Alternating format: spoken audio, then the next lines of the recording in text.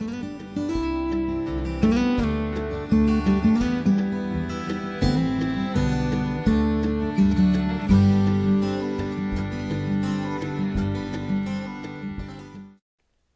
hello everyone and welcome to another exciting episode here on the MIgardener channel.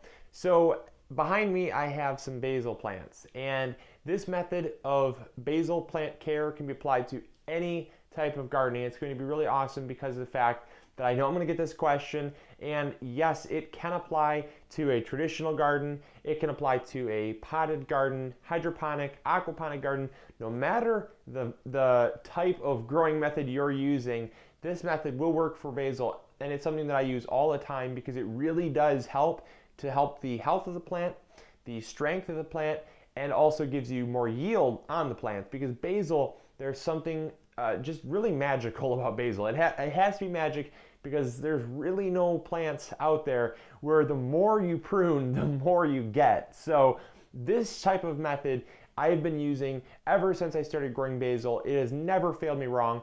So come on in, check out this method of pruning your basil to get short, stocky plants that bush quick, grow faster, and typically yield, well, it typically yields me about 3 times more than I would normally get. What we have here is a very healthy sweet basil plant here, and it's, as you can see, extremely sturdy, very stocky, and that's what we like to see.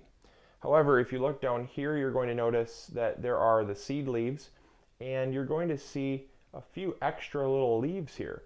Those are actually plants that are, well, they're not really plants, they're more or less side shoots, and much like a tomato, it acts as its own plant, and it's part of what's considered, the mother plant here.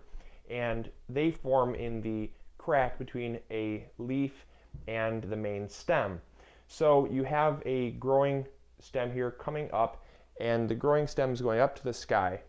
And what we like to do is we like to prune our basil plants and our pepper plants when they have 3 leaves. So you have your first set of seed leaves. Those don't count. I like to count as soon as you have 3 sets of adult leaves. So there's a difference, because what we want to do is we want to make sure that the plant has enough energy being created in the plant to justify taking away some of their energy, because the leaves are actually what produces the energy for the plant. So you have your first set of leaves here. These are the first set of adult leaves. You have the second set of adult leaves, and you have the third set of adult leaves. So this is right when we like to prune them. So I'm not doing anything too early or too late. This is perfect. See how they're just now starting to come out? That's fine. That's enough. That's enough to consider it 3. And then what we like to do is we will come under here, and we'll take our scissors. I'm going to try not to block you here. And we like to come in, and we like to prune right here, right below the second set of leaves. So you prune those off. And now what you have here is you have the second set of adult leaves, and you have the third set of adult leaves detached from the plant. And what you're left with is the first set of adult leaves and the seed leaves here, and basically a main growing stem. However, what's going to happen is that the main growing stem is right here. It is no longer a main growing stem. It is in fact a dead end. And what's going to happen is these leaves here are going to produce energy. They're going to continue producing energy, and these other little leaves are going to produce energy. And what's going to happen is the energy is going to be formed in the leaves. It's going to go through the plant, and the plant always likes to grow in an upward pattern. It always will grow in an upward pattern because that's the way leafing growth happens, is just up. It happens towards the light. It's just a natural occurrence. And what happens is the energy is going to say, okay, let's start growing up. And it's going to hit this dead end here. That dead end is not going to grow, obviously. You won't see the stick just growing up higher and higher. It's going to need to find some other way to push its growth. So what it'll do is it will, just like you get on a detour if there's a dead end or construction. Let's pretend there's construction at the top here. It's going to say, okay, I have to find an alternative route to get to where I'm going. So it's going to go through these little leafing joints here, where they already have tiny little new growing points started, and they're actually going to start growing a whole new a whole new growing point, and that's going to then grow up that way, and this is going to grow up that way, and then what's going to happen is you can actually prune those later on as well. And what that's going to do is going to produce a very bushy plant that has a low center of gravity.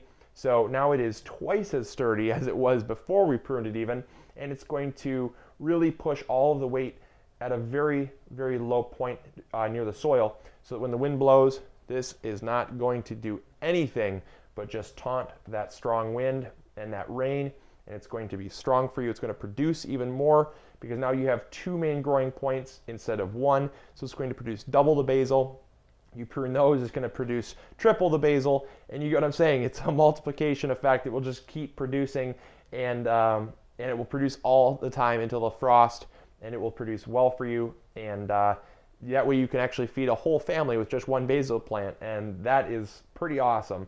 Even though we typically grow more than one, it's a good thing to know.